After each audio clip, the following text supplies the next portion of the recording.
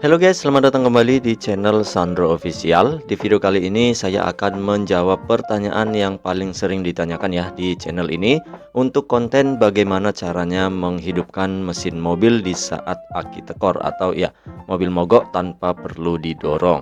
Di konten tersebut itu sudah cukup jelas ya, aku terangkan bagaimana cara mengatasi mobil mogok yang tekor akibat aki tanpa perlu didorong ya, untuk situasi di mana kita sedang sendirian tanpa ada orang dan kita tidak mampu untuk mendorong mobil yang mogok akibat aki tekor sendirian.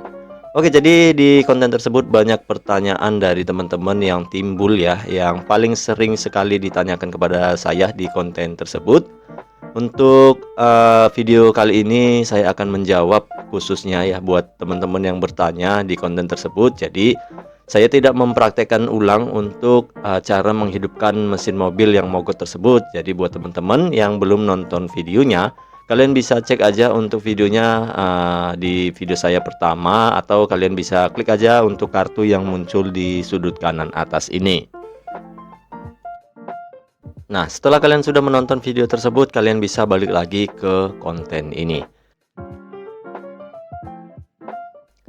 Jadi di sini untuk pertanyaan yang pertama yang paling sering ditanyakan pada teman-teman semuanya, yaitu untuk penggerak roda depan. Nah, apakah bisa dilakukan untuk menghidupkan mesin mobil dengan cara yang sama? Jawabannya bisa ya.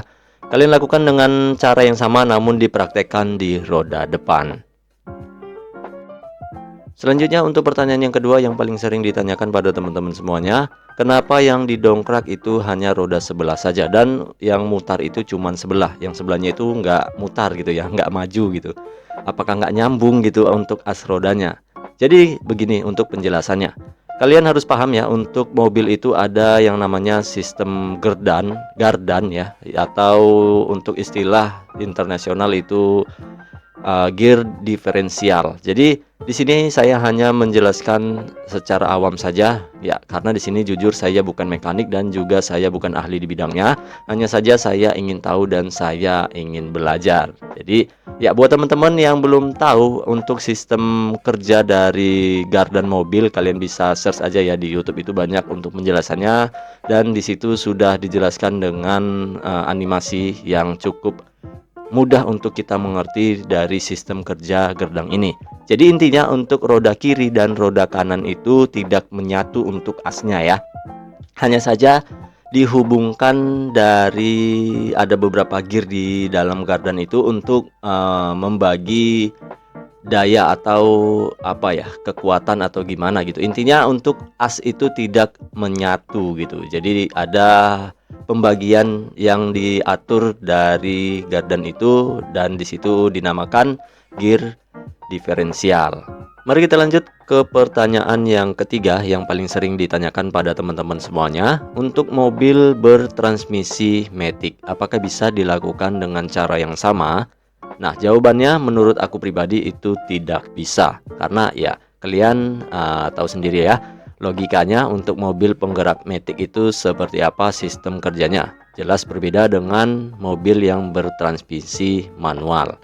Jadi ya buat teman-teman mungkin yang punya mobil matic, kalian bisa praktekkan sendiri dan apa hasilnya nanti kalian bisa tulis di kolom komentar apakah bisa atau tidak. Karena kebetulan ya aku sendiri tidak punya mobil matic, jadi ya menurut aku menjawab dengan logika saja, itu sepertinya tidak bisa ya.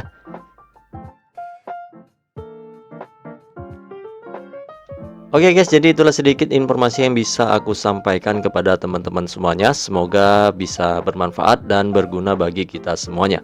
Ya, di sini aku hanya sharing, bukan maksud untuk menggurui ya. Aku hanya berbagi pengalaman aku ya di saat kita sedang genting mobil mogok, di saat misalkan kita lagi di hutan sendirian tanpa ada orang. Jadi kita harus inisiatif bagaimana cara mengatasi situasi genting tersebut.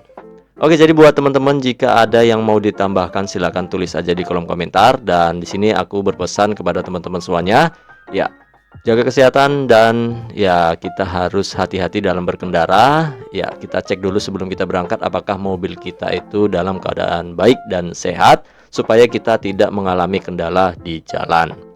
Oke, mungkin sampai di sini dulu untuk pertemuan kita kali ini. Aku izin pamit ya. Jadi jangan lupa dukung selalu channel ini dengan cara di like, di komen, dan di subscribe buat teman-teman yang belum subscribe. Ya, supaya saya lebih bersemangat lagi untuk membuat konten-konten yang bermanfaat selanjutnya. Aku Sandro Official, sampai jumpa lagi di video berikutnya.